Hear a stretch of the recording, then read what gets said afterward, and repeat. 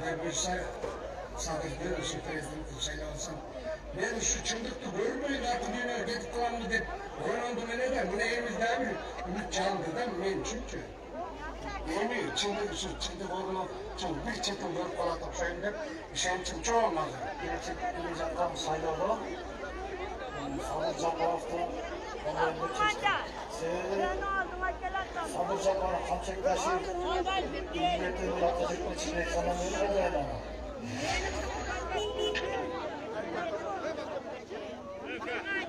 Benim yerim Turabalıyla beni saday dep bakıraylıçı. Saday bizi uğalı dep. Şotlaydı da. Oşonda men uşunçalım. Emin oldum da tanay bir şol balda bizden gelecek üçün Sadır prezident bolup, mına Kırgızstandын оңолушуна ишеним көрсөтүп, баарыбызды колдосок деген үмүт ачты да ошо балдардын келечеги үчүн. Урматтуу мекендештер, урматтуу Facebook колдонуучулар, бир канча мүнөттөн кийин Садыр Нуркожоевич Жапаров өз келет, анан лайк басып, поделиться кылып туруңуздар. Sadır Japarov'da жерде bir sabah olsa bir ayda o'zgarib turib qo'ygan ishlari. Men Sadır Japarovni qo'llayman. Sadır Japarov menga halolligi, bunaqa prostoy, jo'nakoyligi, galstuk taqmasligi yoqadi. Sebebi Sadır Japarovdun bunday chinchildigi, aldidagi planlari bizga jag'otat, endiga qapqor bo'lib atqandigi jag'otat. Biz Sadır Japarovni qo'llaymiz deb niyet qilamiz. Sadır Japarovni qo'llaymiz. Жақсы адам интернеттен көріп отырмыз. Қағаз екеніне отырып тұтқан güzel адам, жақсы жаманды білет. Мына Садыр Жапаров жаш болса дағы елдің қамын ойлаған, елдің көңілін шеше тұрған жігітке оқшап тұрады. Ошол біз Садыр Жапаровға жол қалаймыз, ошоны қолдаймыз. Мекендештер лайк басып, поделиться кылып туруңуздар. Садыр Нуркожоевичти қолдаймыз. Мысалы, мен дағы ушул ички инвестор болуп иш баштадым. Жаңадан канча деген тоскоолдуктар болду. Налог иштесең налог болуп атат. Ар кандай бир кичинекей гана ишкана кошумча тоскоолдуктар болуп аткандан кийин азыр Садыр Нуркожоевичке мисалы үчүн көптөгөн тоскоолдуктар болуп атат да. Вроде определились в семье, что будем выбирать Садыра Жапарова, потому что из прессы слышим, видим его решительность в борьбе с коррупцией, потому что коррупция захватила все сферы власти, всех, везде, все страдают.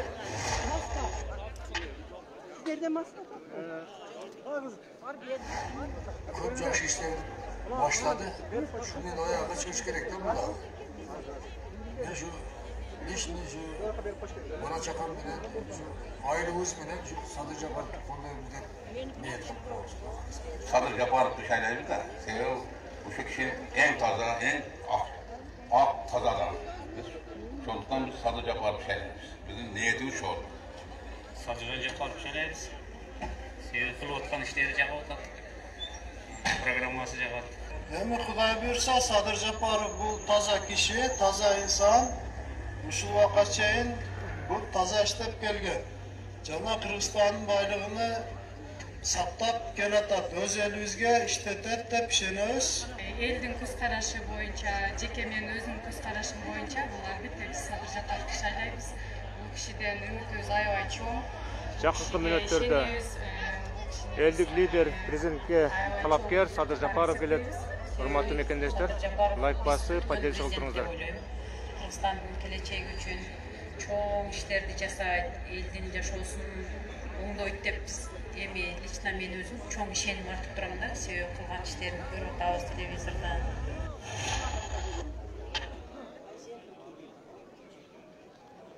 Бул эми жөнөкөйлүк сапата жагып атат да.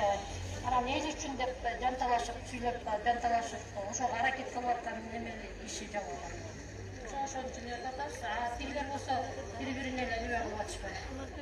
Садыр Жапаровду койгон. Эмне себептен? Жакшы адам. Алдыра деген максаттары ойдо көп нерсени айтып койбойбуз. Садыр Жапаров болду.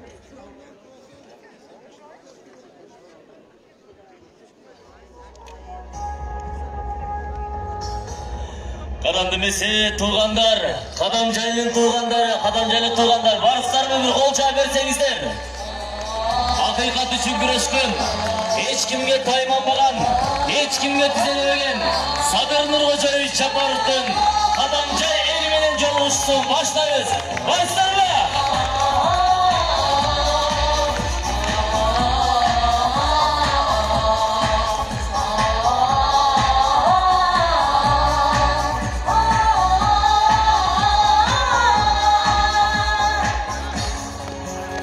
Assalamualaikum tuğanlar, amansızlar mı?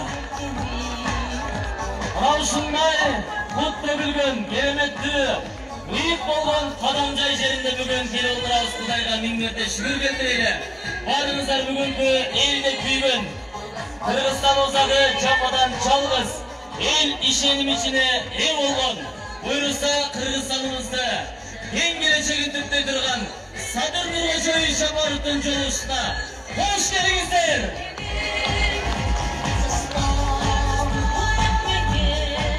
Kadamjay жери илгетинен мына ушундай кут төгүлгөн, берекеси кенен жер болгон.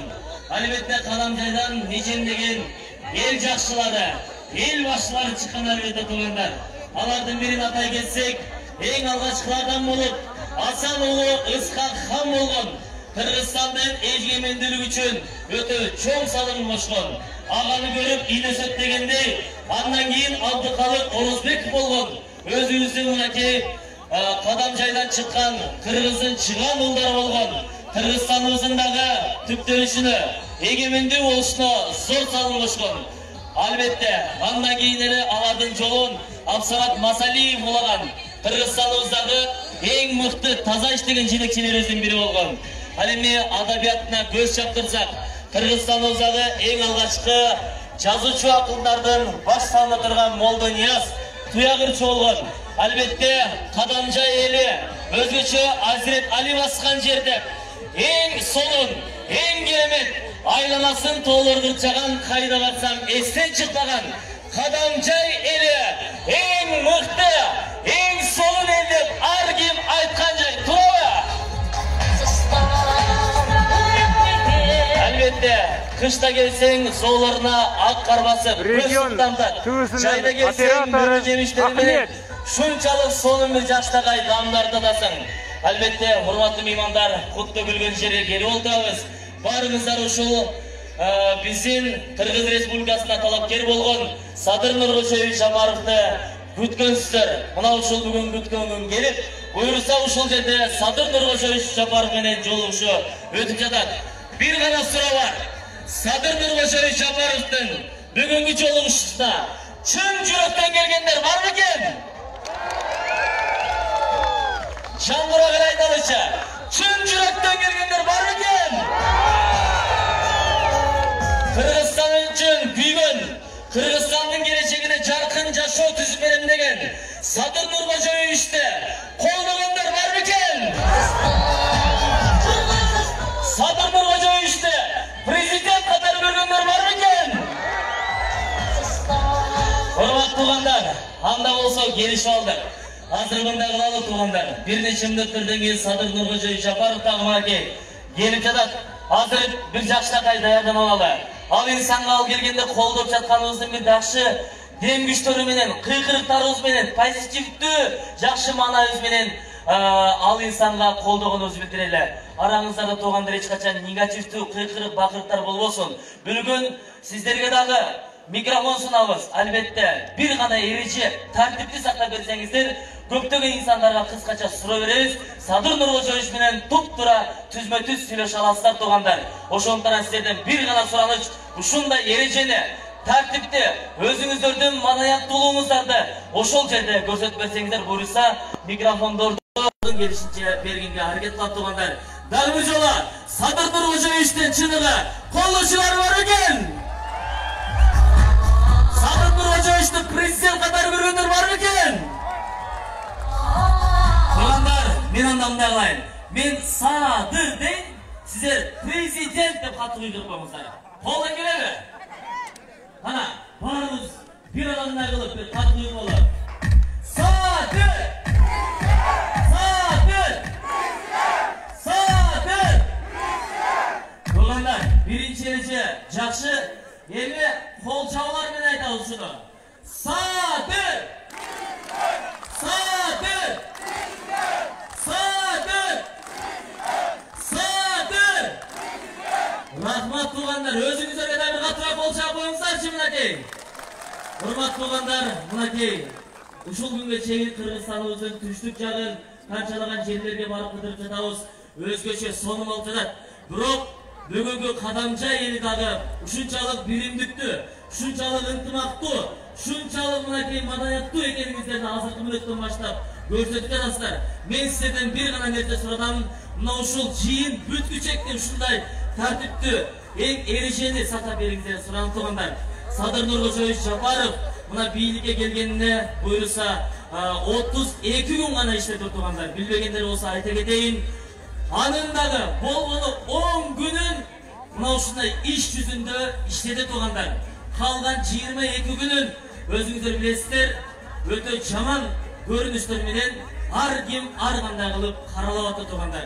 Ana shu qisqa 10 günün içinde o'zingizlar bilasizlar qanchalagan жұмыштар o'tdi. Alardan bir-ikisini men misol qilib ayta ketayin tug'anlar.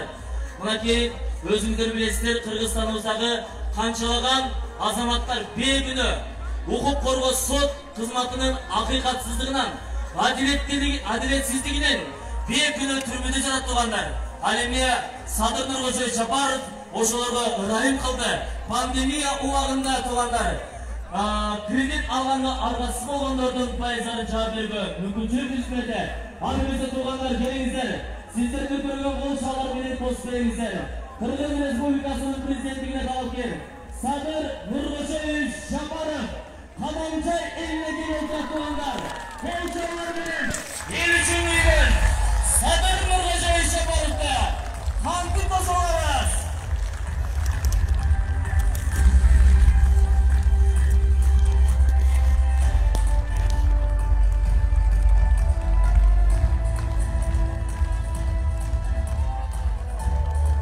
Hurmat tug'anlar, bugun vasiyatni xuddi qadamcha elga sindirish uchun kirg'iragan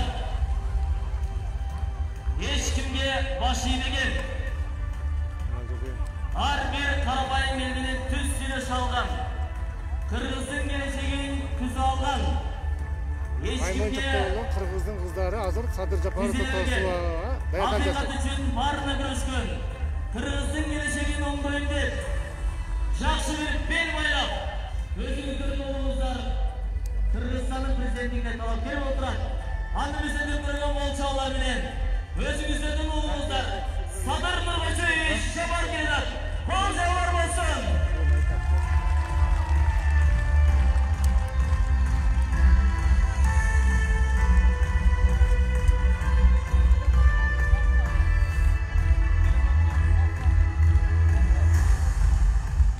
Sadir Nurg'o'zovich Japarov al qanday inson?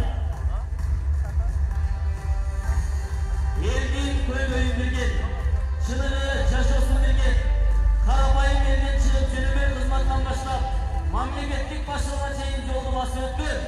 Sud, huquq qo'rg'u organlarining adolatsizligidan, quvg'in jon terisida turgan inson. Ichidagi barga ko'pligin, cho'qqa cho'qqibin, har bir qarapayim elini suyush. Здравия желаю!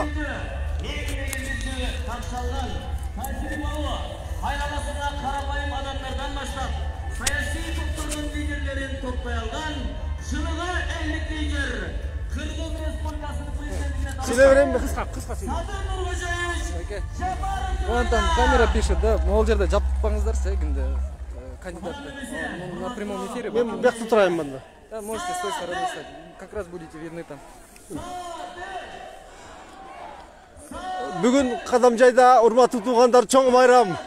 Sebebi prezidentga talabkor Japarov Sadir Nurg'o'zoyev bizning yerga o'zga kelib o'tiradi. Ushul millatlarda saltanatli jo'liq shu boshlanmoqchi. Sadir Japarovning kelishi bilan Qirg'izistonda agar Alloh taolam qo'llab al prezident bo'lib saylanib qolsa, ana bu saylanlarni biz to'liq bilan ishlaymiz. Tunduk tushlik masalasi joyladi. Özbek-Kırgız meselesi joylat. Korrupsiyanın eki butu teң sındırılıp, korrupsiya qoomдун içinde araң жүрүp калат. Ошондуктан урматтуу туугандар, бардыгыңыздарды бүгүнкү моменттен пайдаланып Садыр Жапаровду колдоого чакырамын. Садыр Жапаров эл улуу. Садыр Жапаров Кыргызстандагы сейрек таза саясатчы.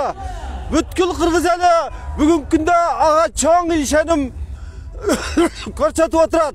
Ошондуктан президенттик шайлоолор Кыргызстандагы ушул күндөрдө башталып жаткан үгүт насаат иштери барган сайын күч алууда. 10 январда Кыргызстаныбыз жакшы өнүгүү жолуна багыт алат.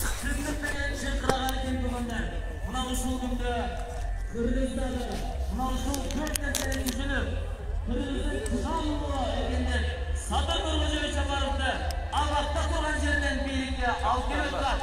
Ошондуктан эмне дейбиз? Садыр! Садыр! Садыр! Садыр! Садыр! Садыр! Рахмат тугандар, канатка турат. Кадамда ели бар мекен? Садыр Жапаровду колдогондар бар мекен? Буюрса тугандар, сиздер бир адамдай болуп, ар бириңиздер Кыргызстандын жаштарынын келечегин ойлоп, 10 январ күнү ар бириңиздер Садыр Нургожоевич Жапаровго коошуктар берип колдоп берсеңиздер, буюрса 2020 Урматтуу достор, лайк басып, поддержка турабыз. Кыргызстандын келечеги жаңы мураттар менен башталат тургандар. Канат эмесе, урматтуу туугандар, мына элдик түйгөн, чындык үчүн акырына чейин күрөшкөн, эч ким үчүн мынакей адилетсиздикти, сот укук коргондарынын адилетсиздигинин куугунтугун жол терисинен өткөргөн өзүңүздөрдүн уулуңуздар Садыр Нургожоевич Жапаровдун бүгүн жолугушу дал ушул берекелүү кут төгүлгөн Кадамжай жеринде болуп отурат туугандар. Азыр албетте ар бириңиздер менен буйруса сонун бир маектер болот. Садыр Нургожоевич Жапаров ушул жерге келип сиздерге жалындуу сөзүн айтат. Буйруса андан соң баарыбыз ал менен маектешип, жакшы бир суроого жооп алгандан кийин буйруса өзүңүздөрдүн сонун бир ат батаңыздарды беребиз деген ойдомун туугандар. Анда эмесе келиңиздер туугандар.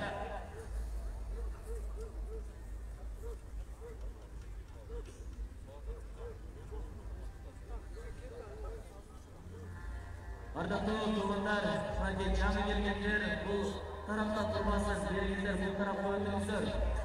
Өзүңүздөргө дагы ыңгайлуу болот. Кыргыздын келечеги буйруса 2021 жылы 10 январдан баштап эң бир сонун өзгөрүүлөргө жол баштайт. Эң бир келечекте дүйнөдөгү эң мыкты, эң алдыңкы өлкөлөрдүн катарына кошулат. Албетте Кыргызстан эң сонун өлкө болуш керек. Себеп дегенде ага биз тартыбыз. Кыргыз эли өтө мэйнеткеч. Бери карайсыз, бери карайсыз. Күлүп, мындай күлүп коюңуздар. Бери караңыздар. Өтө сонун Үйдегилер. жашоого укугу бар туугандар. Келиңиздер, мына азыр бир нече мүнөттөрдөн кийин Садыр Нургожоевич туугандар араңыздарда. Азыр бир нече мүнөттөрдөн кийин сиздердин алдыңыздарга чыгат. Ал эми келиңиздер. Жаңы келгендер болсо, мына ушул оң тарапка өтүп берсеңиздер. Бүгүн өзгөчө Кадамжай эли башка өрөндөргө караганда маданияттуулугун көрсөтөт. Өзгөчө тартип кандай болуш керек экенин көрсөтүңүздөр туугандар. Себеп дегенде өлкөдө тартип болмойчу жакшы жыйынтык болбойт туугандар. Бүгүн ошол нерсени ар бириңиздер өзүңүздөрдөн баштайлы. Ар бир нерсени өзүңүздөн баштайлы. Сен ак болсоң, мен ак болсом, анда коомдагы ак болот дейт туугандар. Сен таза болсоң, мен таза болсом, анда коомдагы таза болот деп албетте өзүңүздөрдүн уулуңуздар айтып кеткен туугандар. Анда эмесе келиңиздер. Жана айткандай эле бүгүн Кыргызстандын маданият тармагы мыкты болсун. Кыргызстанда тартип дагы сонун болсун. Кыргызстандагы жаркыраган жашоо болсун десеңиздер, ар бириңиздер өзүңүздөн баштайлы. Өзүңүздөн баштайлы. Буюрса Sadır Nurgojevich келгенде, мынау ушул маданияттуулукту тартипти кандай болуш керектигин биз көрсөтөбүз туугандар. Аны эмес туугандар, Sadır Nurgojevичтин колу чыгарып бертин. Кадамжа эли бар бертин. Кана бир дагы көрөбүз туугандар. Шунчалык сиздерден билдирганыңыздар мага жашатат. Ал эми Sadır Nurgojевичке өтө бир чоң дем Üç patlısı gerekmiş olsun sizler azatı yıkanlarınızdan. Bir bölümü için şarkıcı olun. Kol çallar bir bölümü. Sadır! Sadır! Sadır! Sadır! Sadır! Sadır! Rahmat olanlar, elbette ağır bir insan çalışmasın sazanlığı sözünü kolduk tutsa, buyurursa Sadır Nurgojevich Kırgızstan'da gelecek çok özgürlüklerden başlamak demek bütün tutanlar.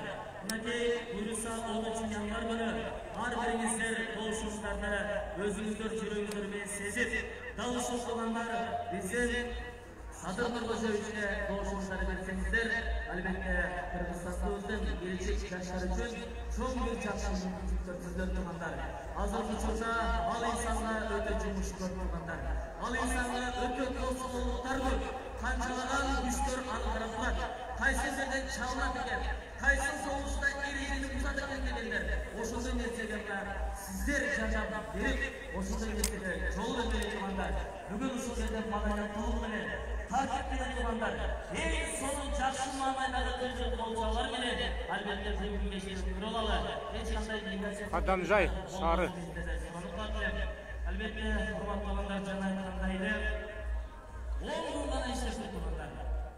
10 günden içinde Like basıp patates koyuyoruz. Cana aytқандайы Abakta katılan Kırgız azamатları bir sot, hukuk korgоо kızmat organlarının adresinden tuğultu kalıp rezultat tepki kamak alıngan azamatları tutanlar. Bağırdan işleri teksirip 230 abaktan insanlarga rayın kılıp tutanlar. Bu жақсы iş болсаңыздар қол жақ қоймайлы ма? Азырменен işlerine айтқандар. Ана жерлер депутаттар қол береді. Кыргыз Республикасының президентіне талапкер Sadır Nurgojevich Japarov'da қол жаулар менен тосып алыңlar.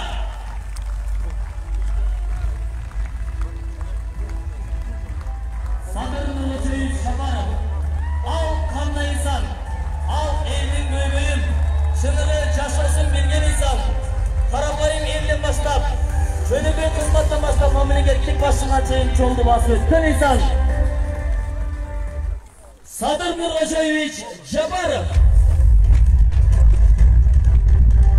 Bizning siyosiy göz qarashlarimiz har qanday, biroq maqsadimiz bir. Qirg'izistonning jarqin kelajagin qamsiz qilib, barimiz uchun bizning mamlakatning jana elbizning taqdiri baridan qimmat bo'luga tegish. Eng ma'navisi o'lkamizdagi tinchlik, elning bilimligi, jana qavmimizdagi qovsizlik. Sadır Japarov kelajakka xizmat bugundan boshlanadi.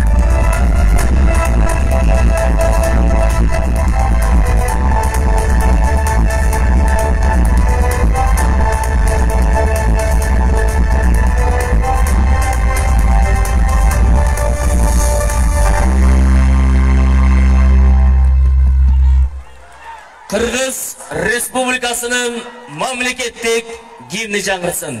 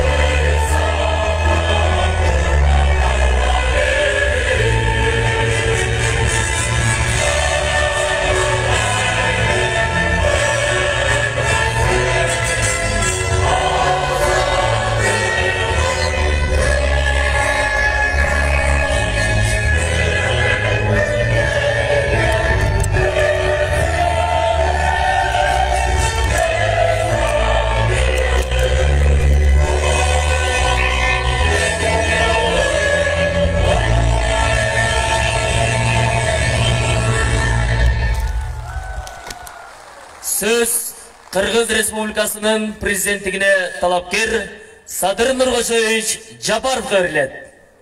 Rahmat. Arыбаңыздар, ардактуу агайын журт, кадырлуу аксакалдар, ардактуу апалар, урматтуу жаштар. Берекеси төгүлгөн, меймандос жана достукту бийик туткан Кадамжай жана Кызылкыя шаарынын тургундары. Өлкөнүн өнөр жайын көтөрүүдө эбегейсиз зор салым кошкон металлургтардын мекени Кадамжай жана Кызылкыя аймагында жашаган бир боорлорум. Мекен чегинде туруп, ар дайым тынчтыкты жана достукту самаган эмгекчил элим. Өзүңүздөр менен жүз көрүшүп олтурганга мен бүгүн өтө кубанычтамын.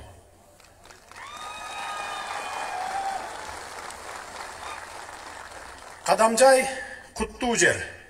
Анын куту элинде, даанышман уул кыздарында.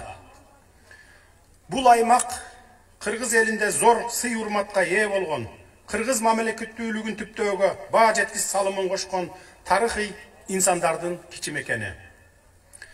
Кадамжайдан Каракылды как жарган калыс аймактын эмес, жалпы журттун, уруунун эмес, бүткүл улуттун жүгүн көтөргөн инсандар чыкты. Бүгүн биз алардын ысымдарын өзгөчө сыймыктануу менен атайбыз. Кадамжай кыргыз мамлекетин түптөөгө эбегейсиз зор салым кошуп, акыйкаттан тайбай, ажалга тике караган туңгуш жетекчи Абдыкадыр Орозбековдун жери.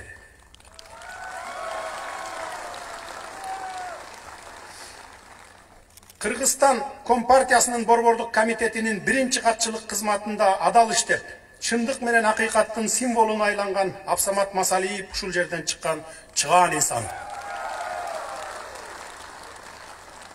Мезгилинде ак эмгеги менен элге таанылып, социалисттик эмгектин баатыры наамына татыган Сайдилла Тешеев, Мейман Миталипов, Азиз Токтобаев, Иман Кретинин жана Орозбай Маканов ушул жердин уулдары. Кыргыз жазма адабиятынын көч баштоочусу, саякатчы, атактуу акын Молдо Нияз, таланты таш жарган ак таңдай акын Туя Кырчы жарык дүйнөгө келген жер. Кызылкыя шаарынан чыккан эмгектин баатырларын да сыймык менен атап кетейин. Көмүр өндүрүүдө чоң ийгиликтерге жетишкен Сатыбалды Алтымышевко, Муса Абдывалиевке, курулуш тармагында ийгилик жараткан Евгений Чернышевко, тамекиден жогорку түшүм алууга жетишкен Тыпчаков Абдулла, Алимбаев Пакырдинге, Абжалиев Пазылга жана Мамажакыпов Тажыбайга социалисттик эмгектин баатыры наамдары ыйгарылган. Кыргыз СССР Эл комиссарлар советинин төрагасы, Кыргыз СССР Жогорку советинин президиумунун төрагасы кызматтарында көп жылдар бою үзүрлүү эмгектенген Төрөбай Кулатов атабыз Кызылкыя шаарында билим алып, алгачкы эмгек жолун темир жолчу шахтер болуп баштаган.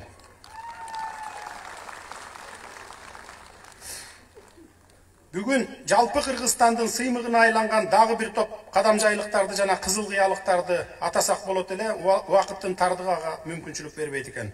Урматтуу калайык калкым, касиеттүү Кадамжай. Тарыхта жалпы элдик биримдиктин, мамлекеттүүлүктүн очогу катары чоң озуйпаны аткарган. Ошол ата-бабалардан келе жаткан жалпы ынтымакты бекемдеп, адилеттикти чыңдап, таза коомду түптөйлү. Биз үчүн элибиздин ынтымагы менен биримдигинен, эркиндиги менен азаттыгынан өткөн ыйык түшүнүк жок.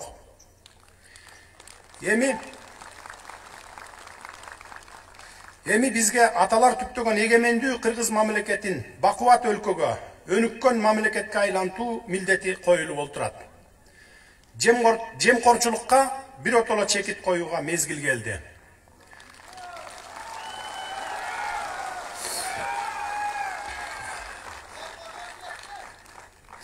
Эгерде Кудай буйруп президенттик шайлоодо ийгиликке жетишсек, мурунку бийликтер кетирген каталарды эч кайталабай, абийир менен ак иштейли деп жараткандан ар качан тиленип келем. Ата-бабадан калган ыйык мурасыбызды, тоолорубузду, суубузду көздүн карагиндей сактайлы. Жергебизден чыккан кем байлыктарыбызды эл пайдасына иштегидей, жаратылышка зыяны тийбегидей туура сарамжал пайдаланмалы. Өлкөбүз үчүн болгон күчүбүздү жумшап, экономикабызды көтөрүүнүн жол жоболорун иштеп чыгып, кеңешип иш кылалы.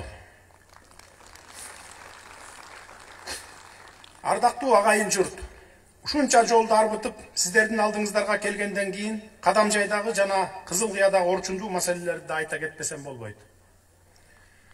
Халмион айыл аймагынын Жошук, Таштөбө, Чекелик жана Көктала айылдарында таза суу маселеси кур чабалында калууда.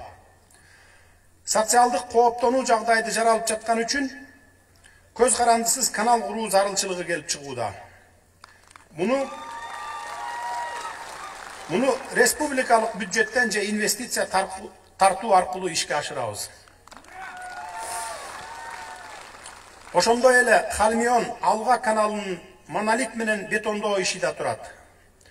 Пайдалануудагы каналдын эскилиги жеткендиктен Алга айыл аймагынын айылдарына суу жетпей калып атат. Кадамжай сурма комбинатынын ишин тез арада кайра жандандыруу зарыл. Комбинатта Кытайдан жаңы жабдуулар алынып келингени менен орнотуу иштери жүргүзүлө элек экен. Комбинатты иштетүү үчүн эл аралык бизнес топ Petroleum Group менен сүйлөшүүлөр жүргүзүлүптүр. Муну да мамлекет атайы көзөмөлгө алып, жумушчу орундар менен элибизди камсыз кылууга болгон аракетти жасайбыз. Өндүрүштү кайрадан жандандыруу маселеси өкмөттүк деңгээлде чечилет деп ишендирип кете алам. Ал эми билим берүү тармагына токтоло турган болсок, Марказ айыл аймагынын Көктала айылындагы Сатаров мектебинин 275 орундук имаратынын курулушу башталып, бирок токтоп калыптыр. Аны да аягына чыгаруу маселесин карайбыз. Ушундай эле көрүнүштөр мектептерди куруу планы Ак Тилек, Кыргыз Кыштак, Майдан, Жийделик, Каражыгач айылдарында да бар. Актурпак айыл аймагынын Бүргөндөрөндөгү Дүкер участкасына өнөр жай зонасы үчүн ажыратылган 100 гектар жер аянтына соода логистикалык борборун куруу каралган. Муну сөзсүз улантабыз. Совет айыл аймагындагы узундугу 17 чакырым болгон Кан Борбалык жолу сел жүрүүчү сайларды аралап өткөндүктөн аны коопсуз жайга которобуз. Кан айылына баруучу жалгыз жол жаан-чачындан жыл сайын бузулуп калганда район жана жакын айылдар менен байланыш үзүлүп калат. Азыркы учурда акча каражаты жоктугунан бул жолду куруу иштери токтоп калыптыр. Сметалык баасы 57 миллион сомдук бул долбоорду аягына чыгарабыз, Кудай буйрса. Урматтуу мекендештерим, биз маданият тармагына да өзгөчө көңүл буралы. Себеби маданиятка маани берилбесе, анда ал улуттун келечеги жок. Муну айткан себебим 13 миңден ашуун адам жашаган Орозбеков айыл аймагында 300 орунду маданият үйүн куруу зарылдыгы бар. Аны курууга болжолду эсеп менен алганда 25 миллион сомдой каражат жумшалат экен. Келечек муунду тарбиялоодо зор роль ойногон ушул маданият үйүн курууну тездетебиз. Баса белгилей кетчү дагы бир маанилүү жагдай. Кызыл Кыя шаарынын аймагындагы аэропортту ишке киргизүүгө аракеттер көрүлөбүз. Урматтуу Кадамжай жана Кызыл Кыя шаарынын тургундары, караңыздарчы, бир топ жылдардан бери ишке кирбей токтоп турган ишканаларыбызды. Булардын бардыгы өз ишин токтотпой уланта бергенде анда азыркыдай жаштарыбыз алыска жумуш издеп кетишпейт эле да. Кудай буйрса өндүрүштү жандандырып, жаштарыбызды ишке тартканга аракет кылабыз. Ата-энесинен, үй бүлөсүнөн алыс жүрүп, мекенин сагынган жаштарды кайрадан иш орундары менен камсыздаганга болгон күчүбүздү жумшайбыз. Иштесе ишке тойбой турган жаштар үчүн жумуш орундарын түзүп өлкөбүзгө кайтаралы. Кызыл Кыя шаарына мөмө жемиштерди консервациялоочу ишкана ачуу пландалыптыр. Мурда иштеп келип, кийин тамеки жалбырактары сырьё жоктугуна байланыштуу токтоп калган ишкананы мамлекеттик мүлк фонду аркылуу карап чыгып, жеке жактарга өткөрүп берүүсүн сунуштайлы деп жатабыз. 53 миңден ашуун калкы бар Кызыл Кыя шаарынын тургундарына ыңгайлуу шарт түзүү ниетинде муниципалдык транспорт сатып алуу маселесин чечүү керек. Мунун бардыгы өлкө экономикасына байланыштуу. Бирок биз ак жана адал иштесек, казынабызды толуктап, анан бардык көйгөйлөрдү жоюуга чара көрүлмөкчү. Жакшылыктан үмүт үзбөйлү. Ардактуу элим, 2021 жылдын 10 январда сиздер мамлекет башчысын эле эмес, өлкөнүн мындан ары кандай өнүгө турган жолунда тандайсыздар. Дал ушул күнү сиздер тарыхый бурулуш жасаганы турасыздар.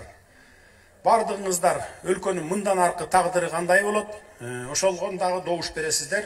Президенттик шайлоо менен бирге эле референдум өтөт, чогуу биргеликте. Ал референдумда эки маселе каралат. Президенттик башкарууну тандайсызбы мындан ары, же парламенттик башкарууну калтырасызбы дегендер. Кайсыл башкаруу системасын тандап алыш өзүңүздөрдүн колуңуздарда турат. Аны сиздерге айтып түшүндүрүштүн кереги жок. Акыркы 10 жылда турмуш жүзүндө далил менен, өз көзүңүздөр менен, жон териңиздер менен сезип көрдүңүздөр, кандай башкаруу болот экен парламенттик башкаруу деген. Мамлекеттик башкаруу системасын сазга алып барып сайган система болду. Ошондуктан бир топтун кызыкчылыгы иштеген бул башкаруу системасын түп тамырынан бери талкалап, мындан ары жаңы ел үчүн, мамлекет үчүн түбөлүк иштей турган башкаруу системасын түзөбүз. Сиздердин колдооңуздар менен албетте. Ошого активдүү катышып бериңиздер. Мына июндун 1-ине чейин бардык саясий процесстерди бүтүрөбүз. Шайлоолор, референдумдарды бүтүрөбүз. Шайлоого кандай катышсаңыздар, референдумдарга дагы ошондой катышып бериңиздер. Анткени бул өтө мындай опурталдуу, анан келечек тагдырды чече турган референдумдар болот. Көңүл бурганыңыздарга терең ыраазычылык билдирем. Эми суроо жооп өтөлү.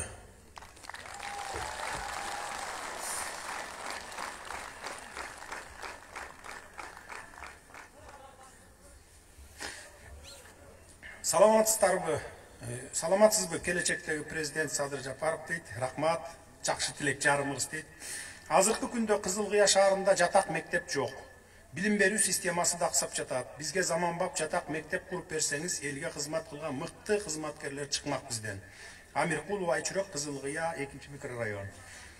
Кудай буйрса шайлоодон кийин бул маселелердин баарын караштырабыз.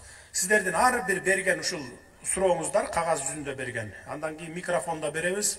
Бардыгы өзүнчө папка болуп, Кызыл Кыя менен Кадам Жайдык өзүнчө папка болот. Ушулардын баарын шайлоого чейин эле иргейбиз баарын. Анан шайлоодон кийин отуруп алып ушул менин бүгүнкү кечеүнкү үгүт иштери башталгандан берки ар бир райондукун өзүнчө топтотуп атабыз. Бардык райондор боюнча менин выступлениялеримде айтылган сөздөрүмдү, анан ушу сиздердин берген суроолор боюнча иш алып барабыз баарын. Кызыл Кыя шаарында табачный завод бар. Ошону инвесторлор аркылуу фабрикага алмаштырып ишке салсак кандай болот? Алмаз уулу Абай, Кызыл Кыя шаары 3 микрорайон. Муну дагы карайбыз шайлоодон кийин. Кутман күнүңүз менен Кызыл Кыя аэропорту көптөн бери иштебей, жараксыз абалга келип калган. Ооруларды борборго жеткирүүдө өтө көп кыйынчылыктар жаралууда. Кызыл Кыя эли сизди толугу менен колдойбуз. Кайрадан аэропорту калыбына келтирип бериңиз. Вайсалице Лейла, Кызыл Кыя, 1 микрорайон. Буну мен өзүмдүн сөзүмдө айтып өттүм. СССР убагында темир жолубуз күркүрөп иштеп турган, азыркы күндө оор жүк ташыган КАМАЗдар жолду талкалап салды. Темир жолду иштетип берсеңиз, миллиондогон долларга курулган жолдорубуз бизге көп жылдарга кызмат кылмак. Алибекова Гүлсана, Кызыл Кыя. Сөзсүз эске алабыз. Муну дагы ошол шайлоодон кийин тиешелүү жетекчилерди, тиешелүү ошол мекемелерди топтоп алып туруп иш алып барабыз. Ассаламу алейкум ва рахматуллахи ва баракатух. Садыр Байке, Кызыл Кыя цемент завод боюнча ЮКЦ Кызыл Кыя шаарынын Жинжиген айылында аймагында жайгашкан. Кандайдыр бир себептер менен Ноокат районуна өтүп кеткен. Кайра Кызыл Кыя шаарына өткөрүп бериңиз. Үсөн уулу Баходир, Кызыл Кыя шаарынын тургуну. Макул, муну да териштирип карайлы. Эгерде Кызыл Кыяга көбүрөөк пайда бере турган болсо, анда которуп берсек болот. Саламатсыңбы, Садыр уулум? Кызыл Кыя шаарындагы кээ бир мамлекеттик объектилер чоңдорго өтүп кеткен. Ошолорду кайрадан мамлекетке кайтарып беришсин деп айтыңызчы. Өмүрзакова Лайлыкан, Кызыл Кыя. Мамлекеттик объектилер боюнча толук ревизия жүргүзөбүз. мыйзамсыз өтүп кеткен болсо, же болбосо арзан баада, болбос баада өтүп кеткен объектилердин бардыгы мамлекетке кайтарылат. Кайра сатсак, ошо бүгүнкү рыноктук баа менен сатып мамлекетке пайда түшүрөбүз. Урматтуу Садыр Бертуганым, мен да мамлекетчил кишимин, кыргыз эл оңолуп кетсе экен деп басып туруп тилейм. Эми өзүң бир келип элди көтөрө берсең жакшы болор эди. Жазылышы боюнча окуп атам. Барыбызга маалым болгондой, кыргыз эли суунун башында жашайбыз, бирок ага карабай суу тартыш. Тактап айтканда, Кадамжайдагы Фергана өрөөнүнө агып жаткан ак суунун 10%-ын да колдоно албайбыз. Халмион, Жаңы жер жана Жар Көтөн айылдарында суу жетишсиз болуп, жазында күн ысып кеткен учурда элдин бак дарактары да куурап калат. Бул маселени Нургазиев атындагы каналды жана тоннелди кеңейтүү аркылуу чечсек болот эди. Эгерде ал канал кеңейтилсе, 14.000 гектар жер суу менен камсыз болот. Болгону каражат жок туру. Кадамжай районуна караштуу Арпасай айылындагы Арпасай мектеби сайыз учурунда курулуп, 5-6 жыл мурун өрттөнүп кеткен. Мектептин торсундарын ДВП менен тосуп койгон. Класстар жетишпейт. 3 смена болгондо да класс жетишпейт. Мугалимдердин олтурган бөлмөсү жок. Жаңы мектепти курууну көзөмөлдөсөңүз жакшы болмок. Рахмат Акбалаев, Бакыт, Кадамжай шаары.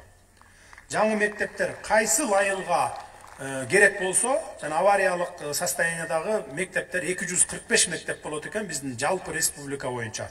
Ошонун ар бирин Кудай буйруса жаңы мектеп куруп, ошол жерге тиешелүү мектептерди куруп беребиз. Ал боюнча программа иштеп атат азыр.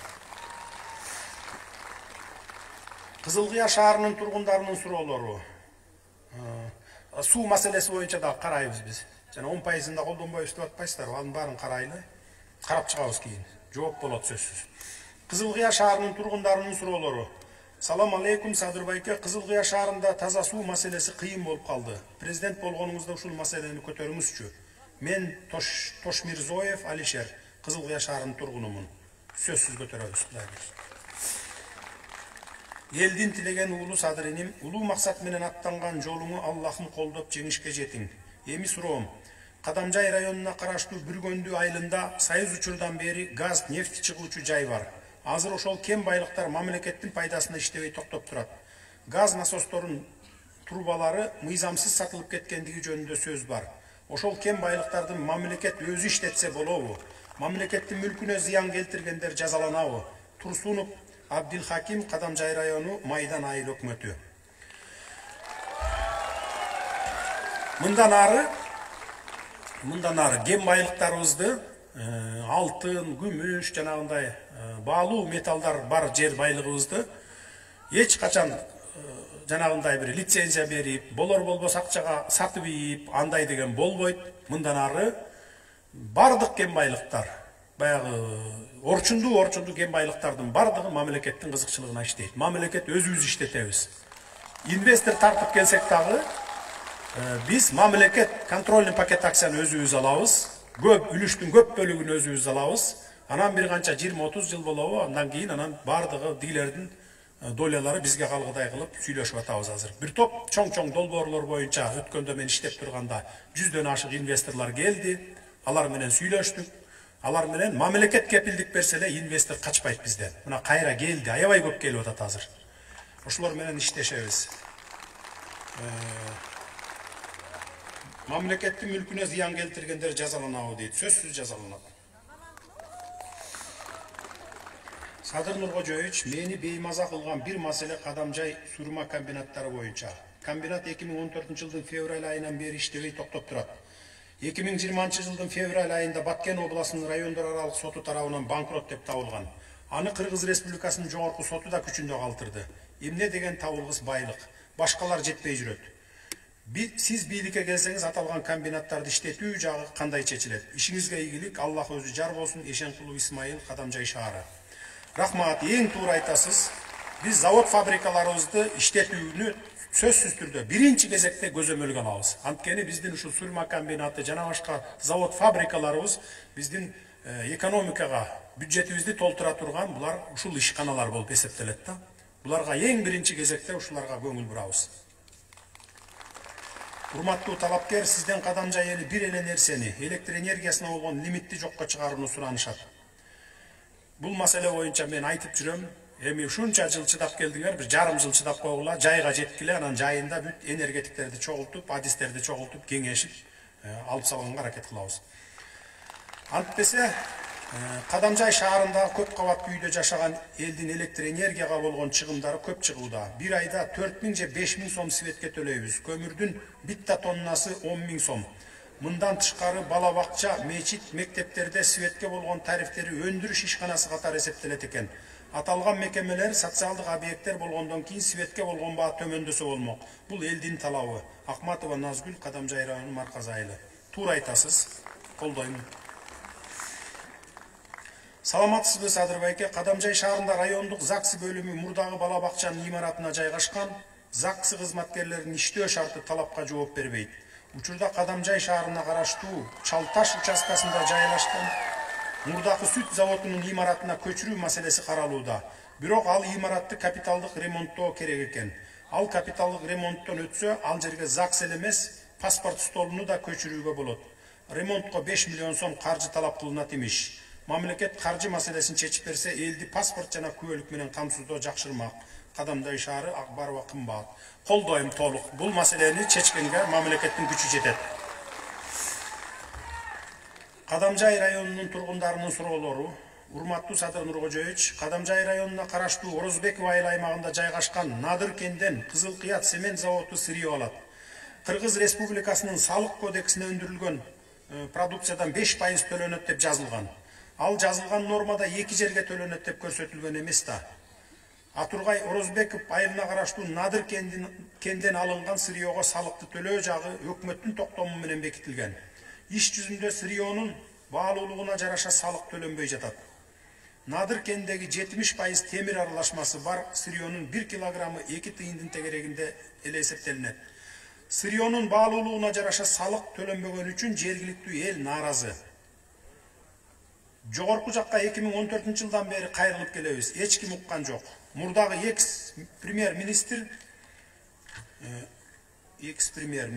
Акрам Мадумаров Кадамжай районунда аким болуп турган кезде Кызыл Кыят цемент заводунун 7 гектар 8 сотук жерден Надыр кенден сырье алууга лицензиясы болгон болсо, ал кызмат абалынан кыянаттык менен пайдаланып 15 гектар 8 сотук кен чыккан жерди трансформациялап Кызыл Кыят цемент заводуна ыйгарып берип койгон.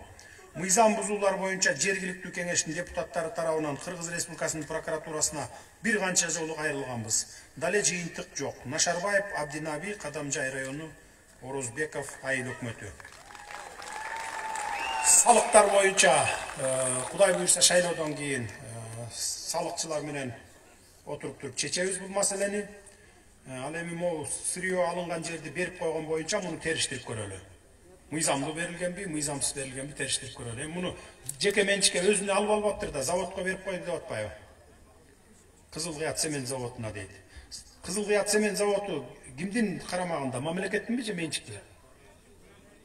Менчикпи? Түшүнүктүү. Караштырып муну териштирип беребиз.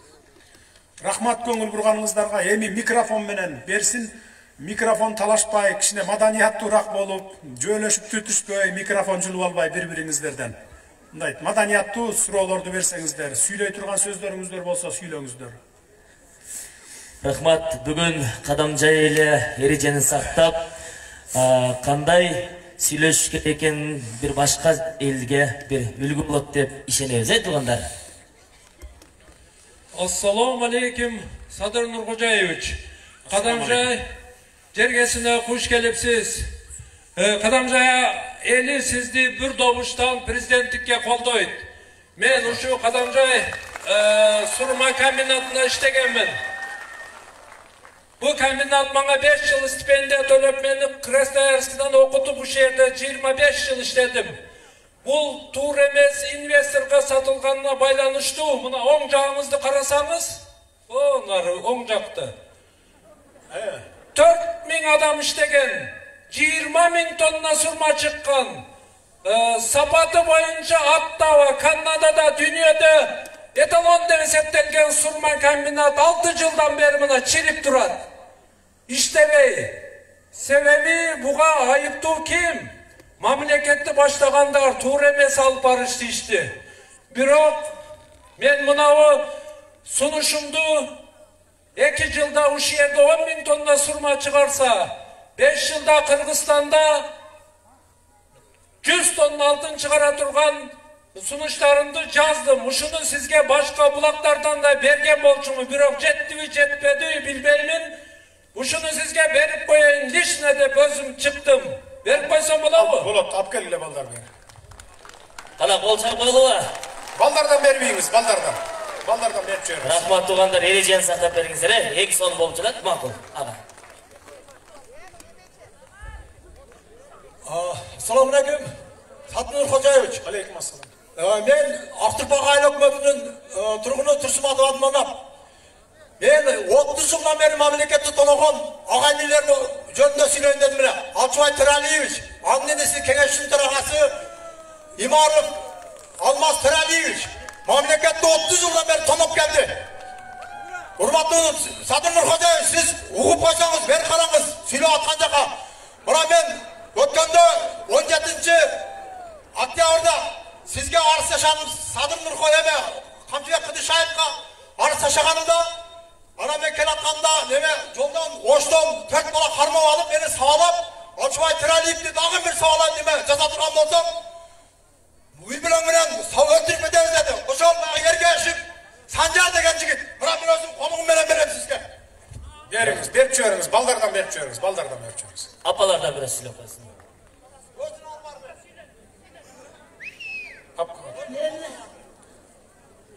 Benim balamdı Özbekistan kanıp koygun. Kuvvet bekli. Şonu çıkarıp erişke yerden kul elinden. Gözüm görüp kaldı. Canım gözü görüp kaldı. 8 yıl oldu bu. 10 yılga kesiveriptir. Benim bir oldu etmeyle. Marketten ötüp balam yerden kılın. Bir de şu benim balam kamukta gider Özbekistan'da. Gözüm görmem kaldı. Gözüm görmem kaldı balam. Yerden kıla eli yurt. Aşı balama etkiler. Öyle sen paşa olup gitmesen benim balam çıkardı kendine çiğnip oturan. Sizge baldardı jiberdim hazır. Kandidatınızды beriңiz, sana kabarlaşabыз. Salamatсызбы, Садыржан aka? Men mana hazır bizim aziz kasiyetli Qadamjoyga xush kelsin. Xudo xolasa prezident bo'lasin, 50-chi barlig'i sen bo'lib o'tasan. Sen qachon shu nimadan oqdan chiqqandan keyin elim uchun, elimga prezident bo'lam degan uchun har bir odamdan, har bir yubiloni uyga senin nuring kirib keldi. Значит, biz Qirg'izistonning zo'molishga aqlim yetib turadi. Xudo xolasa sen ko'paysan so'z yetmaysan menga. Shuning uchun shu ko'p yildan beri talon-tarojda qolib Qirg'izistonimizni o'zing bir qo'lga olib turib, shu yaxshi prezident bo'lishni xohlayman. Hozirgi mana men ishga kirayman Qadamjoyda. Hozirgi mana pasport stol, zakis, pakis deganlarga sizlar 5 million sarflab ayla qo'yinglar. Ben 300 mesali nememdi kafe restoranımda beremin de odam. Aslı stalovoy adamlar için kirip oturğanğa tamak jenge aldağı var. Özü Bişkek'ten Gözbekistan nemelerden gelişip 18 yılı gelip görüp sizin bana maşineler koyğanğa dağı жақсы meseleleriniz var eken toplap tursam. Şu yerge sizge men de şunday Sabolav dep men aldan aytgan edim da agar en qiynalanib ko'rib turaman. Pasport stol abalin uyda. Zakis bo'lsa detsatda. Shuning uchun men shu mana anamda turadi. Mana tushgan yo'lda ko'rinib turadi. 300 metrada. Ular qasdan men Bishkeklarga bordim. Yo'llar kelib, hozir to'xtab tursam shuni chesib. Yo'ldan kelib nima qildi dedi? Şoğa ben mana shu kafe restoranimni berayin deb o'tam men uchun. Şoğa sendan 2 yıldan beri men şunun arkasından yugurib yuribman. Rahmat. Tugandar kıska kılsak kövrek sürüyoruz. Ben Burgaz'da bitmemeye geldim. Ver mikrofonu ver. Burgaz'da sapmadı. En kıyılar kanalı. Söylüyoruz apa, söylüyoruz. Gel döndürün. Hoş geldin. Sadır Capar'ın atına gelecek. Figuran kerişken, sözün kerişken. Senin ben aytayım. Eğer Kırgızistan'da bir de sensin. Kudaya parmadıklarım omurun uzaklıksın falan basın. Seni kerek basan yüzdür pürzet kılavuz. Başkalarını koymaymış sen. Yüzdür pürzet olup geçenlerde kıraysın. Bürgaz'da sapmazda baylarda cer var. Tamvakada beleyem yok. Hem adamda kokşa büröt. Büröklerde kurat, büröklerde öldürat, büröklerde koçaktan baylar. Cigir babukça deputat kutu geldi böyle oğan. Beni öldürsün, onunla bu kapı vurdu, beni vurdu Raşıbay. Ölüp devirem ben. Kudaya pervedigarım umrum uzak olsun. Bürgaz'da sapmazda bari bir sen kirvirka kızım. Ona şu cenderdi baylar yeri alınsın. Kammakasına verilsin. Benim yekim olan çok olup ketken bir çalım var. Yekide yetim kızım var. Gör deyip o dürümün. Beni kıragan adam yok. Üka sana ben gördüm durmam. Ona şu Burgaz'ını kıragan üka. Gel sana. Taş duyguza sana yolcu degendir. Gel gel. Gel berber. Acımay töreni. Adamlar da öldürüp adamlar rayonun sotuminin Batkenin sotu karavat çekişten var. Hiç kimde karavat. Şunu sorar isten birini takımını da. Ne gördüm? Ne süre olan yetkisiyle adam benim. Ne beceremüşsüyle adam benim. Ben en kıydalığa yuka. Benim yekim olan çok olup betten. Götür balamını öldürgen götür. Çalım benen yetim. Ne yetim kız benen gördey var dürümün. Çalım kazan ödetetar. Götürün söyle götürün. Kudaya perverdigarım umurun uzakı sınparman olsun. Kamçıya taşıyıp digende çaylagamın. Beni kapsaram. Aksabadı yedip koluma kamçını karmam. Ak yuva karab dolagın. Allah koldan cigit birim, hoş birim, çayverden birim koldasın. O gün seni yer koldasın. Az gelin. Olacak kapırödüre dağın gelin. Barına ten karaydı. Geliniz.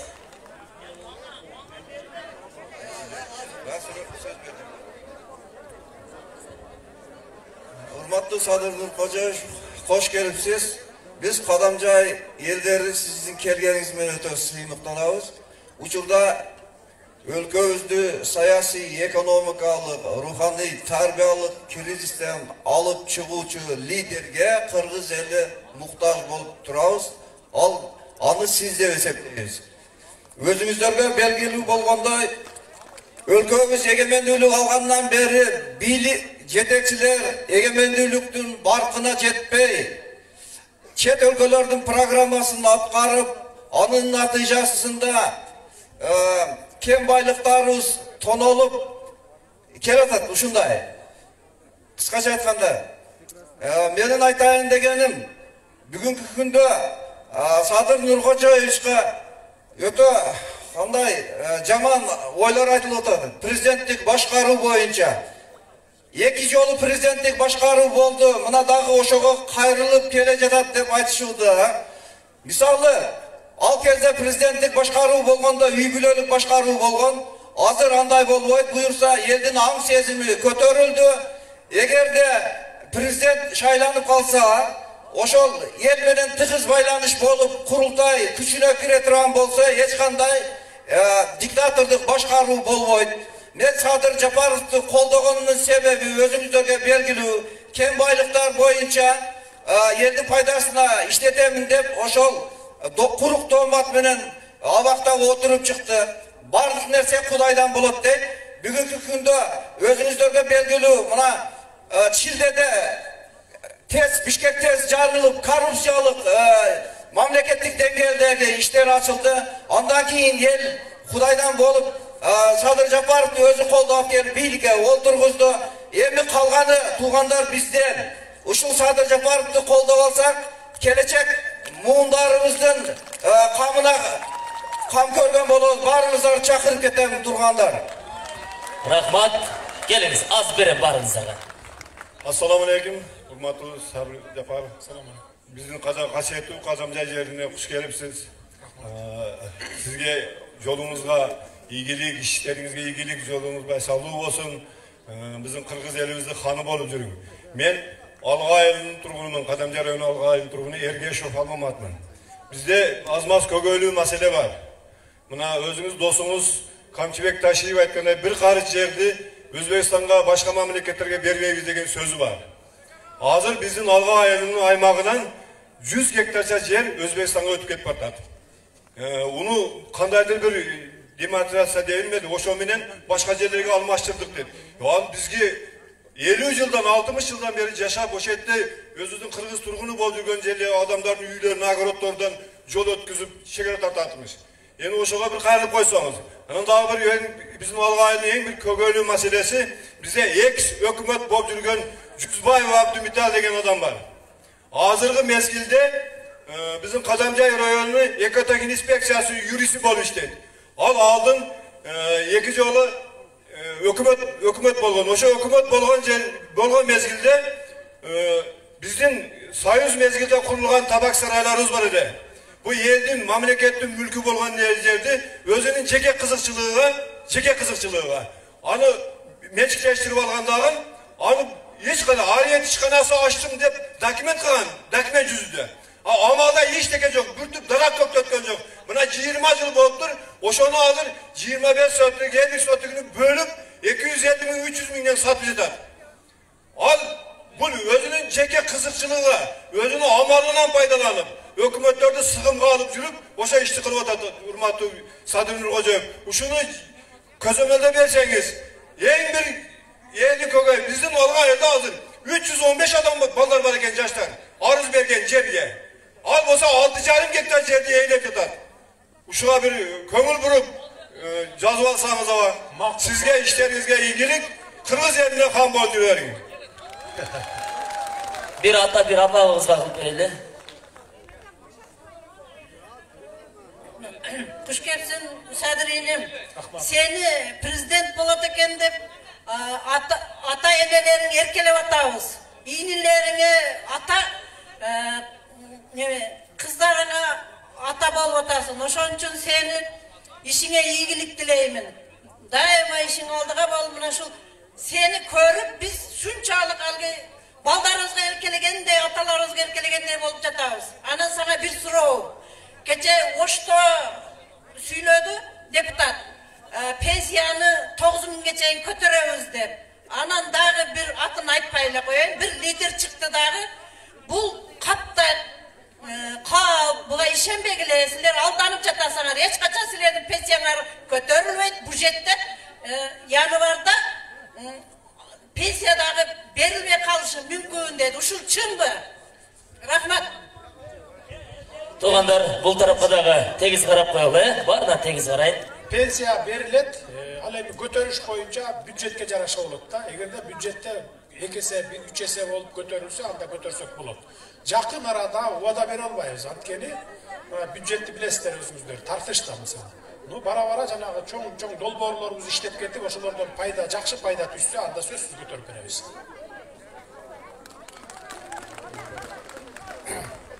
Assalamualaikum Sadır Nurgazıevich. Ben Kadamcay rayonundan Çekelik ayrıdan olamam. Siz de Kadamcay rayonundaki 100% yer kollayınız. Başka kurultu prezident yok. Bana 30 yıldan beri neçte prezident bop geldi, bana korrupsiyon. Uğurlar bunlar, toyga. Rahman sizge olsun bazı yer talebler sayılarımız ise Allah'tan kondersen. Anan iki vapırız var sizde. Nurgazıevich. Bana bizde Kadamcay rayonunda 150 hektar ürencilik yer harcarak vergen. Neçte hakim oldu, bir de ürencilik olan yok. Sadır Nurgazıevich. Bana maşallah bardağı. Bana şu Premier Minister'de nimesine karaydıgan bir şeyle ürencilik. Bari adır kayıtsız olan ürencilikler satıp çıkarıp atar. Öde bir kilo ürencilik var yerge tarkatkan yok. Bana 30 yıldan beri. Bana sizden sorarız, şu yerde alıp durup öyle çekerik ayrındır. Bir çepirgatiye öğrencilik kılavuz. Ondan keyin ikinci vapros. Mana bu bizde yakın konuşu Özbekistan. Özbekistan mana şu bir sürüvətken kamçıvek taşıyıp şeriyedeyken. Rahmet oğam sura koysa çekeleyinden de. Mana şu pasportlar tolup gitti Sadır Nurgazıviç. Mana can pasport olmadı degen bütün karında tuvan ruhlanlar Özbekistan'a baylanışlar da koyduk. Mana şunun bir kolda bir çekere boyunca patlıcanın o da mana şu bir kolda buna koysanız yolda prezident. Akşam sizge prezident bolun yelde mana şu parmak aylandırıp kazanca Surmeni kendine açan Gürgüz'ü suraymışsınızlar. Rahmat. Rahmat Aksakal, rahmat. Rahmat. Urmatlı Sadır'enim, ben ısık böldüm kızı olam. IT ve Atırkül Bektur Hanım'ına. Sizin arkanızdan 4-5. Oktyabr'da çıkkandan beri arkanızdan kovalap Bişkek'e çeyin vardır. Men Usul Kadamcay şahrının Orozbekov köçesinin turgunlarının atından öte orçunduğu mesele men Bişkek'e vardık, sizge vardık, Taşıyev'e vardık, Capıkeyev'e vardık. Tokun Mamatov kabul aldı. Siz 14'ünde işinizi ötkörüp ketkenlikten sizge joluk almadık. Arkanızdan elçip mına Usul Kadamcay şahrına gelgende sizge joluk alma degen ümit menen söz alıp oturan. Mına bardık aytı odat. Kadamcay şahrı Batken oblasti jen korlunga tolup bütkön. Kadamcay surma kombinatı talanıp bütkön. Kadamcay surma kombinatının mülkörünün barıp aylarına satılıp bütkön. Oşondan dışkarı Kadamcay şahrının yerleri, yolları, traktörlerine çeyin satılıyorlar. Melia, Gosregistr, Murdakı bir Kambarov Dolkun, Vitsemer Tagay Çıngız, Cerazisi Kuat familyasını unuttum. Toplatmakla balдар men arak jettim uşuğa. Gosregistr, da iştegen Cerazisi Irızmatov Kualiç, degen akmaktar men uşitip aytam. Yer eldi inatıp öttü. Ayağından da biz oşo jatakanаны da satıp eskeyim surma köme. Kıskara aytam turuptur. Surma kömetin jatakanasında şu bir bayına kança büyüklerim bir adamga satkan. Jatakananın arkasında 4-5 yıl bile yaşayız. Asfalt yoldu satıp esken. Eşimizden aldın satıp eşti. Biz üyümüzge gire almayın. 5 yıldan beri kredit menen üy satsak üyümüzge gire almayın. Maşinanız garajga gire almayın. Kuğrap yaşavatağız. Biz öte orçun öte göy-göylü ıylakıda yakmaldağız. Uşunu tez aranın içine çeçip vermeseniz sotlarına da vardık. Mezrayılını sot Camankuluk Melis Karavaya koydu. 15. yılı satkan iken 19. yılı alavakça açık mençik. Oşonun arkasında plaşat yakılan degen üçün biz bildik. Ağa şeyin bilgen emesimiz. 19. yılı kayrılsak mezrayılını sotka. 5 yıl menetler ötüp ketken 3'e de kayrılasın dep Karavaya koydu. Oblastlık versek bulan bağırdığı birine çirkeşip plastinkada aylana veretken. Jetekçilerden beti çok men uşitip aytam. Medyadagılar, hakim var mı, prokuror var mı? Prokuror Ormoşov, oşol saydikti, kırışa aytı etkende beni aytı otur. Menin şunçalık, jetmegen jirgecede turgan bütün şunçalık teşilip kaldı. Biz kança üy bile oynavatırız, Sadır'enim. Bir gana senin kolundan gelir. Başka hiç kimden kolundan gelmeyin. Prezident bolguça kütörü desek, dağı möyle tötüp ketti bile bakar. Men hazır, sizge lichna özümdün kadın var. Anan 80 yaştaki apamdın amanat var. Men saknaga çıkıp sizge tapşırıp koyganга ruhsat veriniz. Makul, severim. Jüverim.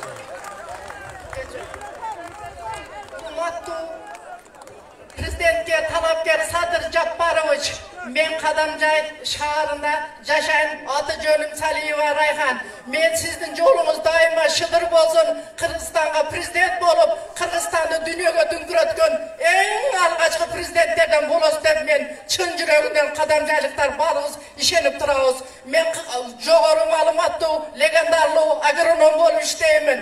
45 yıldan beri organikalık jersemir biyogumı çıkarıp jatamın. Obdan ayın çarpasının ekonomikasını kötörüde organikalık jersemir kişinin rolü öte jogorı bolup jatat. Hazır 1 hektar yerden tüşümünü 40 sotuk verip jatat. Mineraldık jersemir kişilerde biz yıllar boyu ebegeysiz faydalanıp gelip жерді oğrutup koyduk. Hazır jer tüşüm verip jatat. Eğer de biz uşul organikalık dersemiz biyogumuz götürdüğümüz ayın çarpı jön ele önügüp dünya yüzüde özünü korsatken en aktual bir çoğun meseleler çetilette oturan Urmatlı Sorunbek Şaripoviç, Urmatlı keçilesizler, Sadır Cabbaroviç, ben sizge söylep jatamın, menin sözüm dugatda oylap duran, siz uqbay jatasız, Urmatlı Sadır Cabbaroviç, Urmatlı Sadır Cabbaroviç, menin sözüm dugup koysanız, Urmatlı Sadır Cabbaroviç, Urmatlı Sadır Cabbaroviç, hazır bizden uşul teknologiyamız öttü. Orta Asya'da Japadan жалғыз uşul teknologiyanı avtırı, negizдөчүсü, ilim post dolborlardı жазған kişinin. Eğer de uşul proyekti dolbordu kolda verseniz Kırgızistan'a bir dağı mineraldık jersemlik çet өлkөдөн kelinbeyt. Güt taladağı jatkan, elde jaman körgön organikalik jersemlik işlerdi Kaliforniya ştatıdan kelgen kızıl soyulcanlarda kayra işletip durup emeğesiz bağcı etkez dünyalık rınıkta birinci orunda durgan biyogumustu öndürüyoruz. Adır uşu günde ben Kırgızistan'da 4,5 kişiye işini açı verdim. Gördünüzler Japadan жалғыз özüm kana 4,5 kişiye işini açı verip oturan sizden ötünüp sıralarım uşul teknologiyanı koldan verseniz. Rahmat. Maqul apa, qo'llaymiz, qo'llab beramiz. Hurmatli Sadir Japarov. Men Uchqo'rg'on ayir hukumatining jaraniman. O'zim Mekenjil partiyasining mujoziman. Rahmat. Men shu partiyada ishlaganimga hozir quvonib turibman. Shuncha el meni partiyamni qo'llab-quvvatlayapti. Hurmatli Sadir Japarov, hozir siz so'zlab aytdingizki, mana shu Qizilka, ya'ni Uchqo'rg'onni aeroportini quraman deyapsiz. Shuni qurib bering. Batkentta aeroport bo'lmaganda, Laydakda aeroport bo'lmaganda, O'shda aeroport bo'lganda, Uchqo'rg'onda aeroport bo'lgan. Shuni bir ko'zamolingizga olib qo'ying. Alam. Ikkinchidan, Uchqo'rg'onga bitta sportivniy kompleks kerak.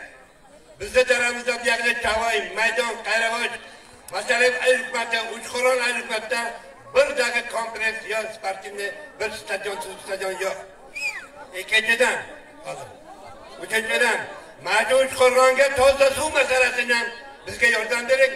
Bu bizda Ravshan Sobirovga yozamiz, shuni qo'llab-quvvatlab bering. Sizga omad 10-yanvarda siz xudo xolasa prezident bo'lasiz, sizni qo'llab-quvvatlaymiz Uchqo'rg'on eli. Rahmat, rahmat.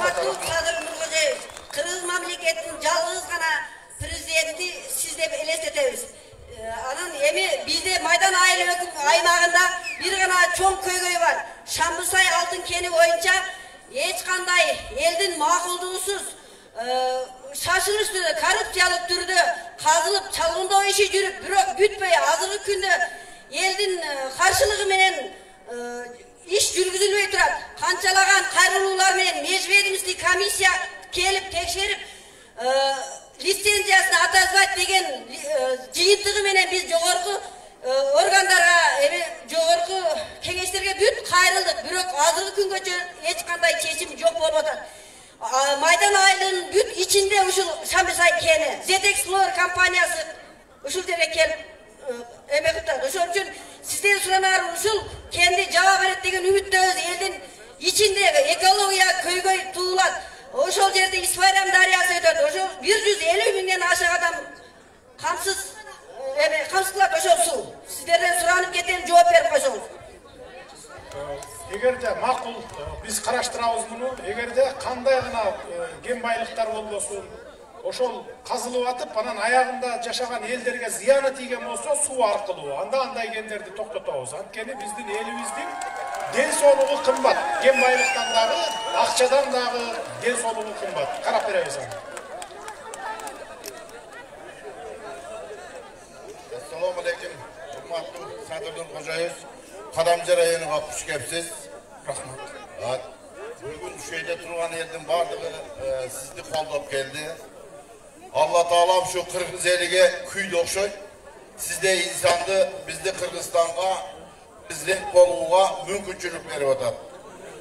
Жаратқан егем елімізге мүмкіншілік беріп, ушул сізді президенттікке қойып мүмкіншілік берді. Başka kişiler de eğer uşunda adassa men oylayımın bu kıyanatçılıklar elge bulup göz kararları özgürlükle жетip öğret. Men şu gelgen insanlardı. Jalpılı Kırgız eline, adaşbaşılıkka, Sadır Nurkocaev'si bir doğuştan koldoşluğa çakıramın. Sizde Allah koldu, Kudayım koldu otan, sizde yer koldu otan. Bir o, bana bitti. Sizde geçen gelende, Batkenge 26'da geldiğimizde bir hat beni kayrıldım ede. Bürgünden önünden, Üsmeyren'de son derası deyip koyuyoruz. O şehirden 350 kül su Özbekistan çöt ülkeye ötüp getip atar. Bizde koşun ülkeye. O şehirden bir Bürgünden önüne koşumça paralelli kanal boyunca hattı verdim ede. Atvetini aldım. Çok rahmat başlarına otardıken işinizge ilgili kalan. Oşun değil memleket öte çoğun. İşi yerimiz her türlü sözlerde ayda öğren. Allah sizi kolduğun için, Hızır Nazarkhan için prezident boluğutasız. Kara kıldı, kalk çalgan tüz. Şimdiki prezident oluşumuzu Allah'tan tilep kalağız. İşinizge ilgilik, Jaratkan Ege muhammat versin. Daim şul yerden tuz bayılgasınızga sizi Allah'tan tilep kalağız. Rahmat. Rahmat. Allah güç kuvvet versin barımızga. Rahmat tuğanlar. Sadır Nurkocaev Japarov'ta koldaşılar var mı eken? Rahmat. Qanday bolsa, hurmatly tuğanlar, hurmatly agayın tuğanlar, gelip bergeningizlerge tereң ыраазычылык bildirem, reformalardy koldop beret dep sizlerge tereң işenem. Bir gana Allah'a işenem, anan sizlerge elge tayanam, koldop beriңizler. Kийinки жолугушка чейин сак саламатта болуңуздар. Rahmat gelip bergeningizler için. Ардактуу туғандар, эч ким эч жака кетелик, кетпеңиздер, бүтелик. Оомин деп алакан жайылы. Кыргыз оомин деп бата бермейинче эч жака кеткен эмес туғандар. Батаны бийик көргөн. Оомин, урматтуу мусулман бир туғандар. Оомин. Omin. Eli jurtum. Ушул жигитти мана ел сайлады. Biri partiyabız saylады. Şul jigitти ел jurtu şunday jakşı süylese oğuzdan bulbul bolup süylegen. Atılsa palvandarım, gülo menen küreşse jеңилбеген palvandarım çıkıptır. Şunu ел saylap, şunu jurt saylap, Sadırбекти ilahim şu prezidentike nasip kılsın. Sadırбекti ел saylap atat, jurt saylap atat. Sadırбек tagitügü körgön, el başkargan adamlardı mına abarıp türmeden ел çıkardı, jurt çıkardı. Şakılıp şu nemege jakşı silerdim atыңızlardan men bitte dua bereyim. Amin. Sadırбек yolunlarda cennetten ciddi olsun oğlum. Yüreğinler iman İslam nurgat olsun. Yaşlardan ömürleri uzun olsun. Zamanımız günden günge oңoрлуp bardık eldin duasını Allah senin için kollasın. Amin. Amin. Allahu Ekber. Annemize tuğanlar. Kol çağlar binen. Sadır. Sadır. Sadır. Sadır. Sadır. Sadır. Sadır. Annemize tuğanlar dürgürgen kol çağlar binen. Kırgız Respublikası'nın prezidentliğine talapkar Sadır Nurkocaev Japarov'ta kol çağlar binen uzatalalı. Sadır Nurkocaev'ten koldaşıları var mı ki? Hayradan amançılık esençilikte жақсылықша görüşkede tuğanlar. Altınday bolğan wagtyňyzdy bölüp gelgeningizlerge, ar biringizlerge tereň rahatsızlyk bildirебиз. Rahmat tuğanlar.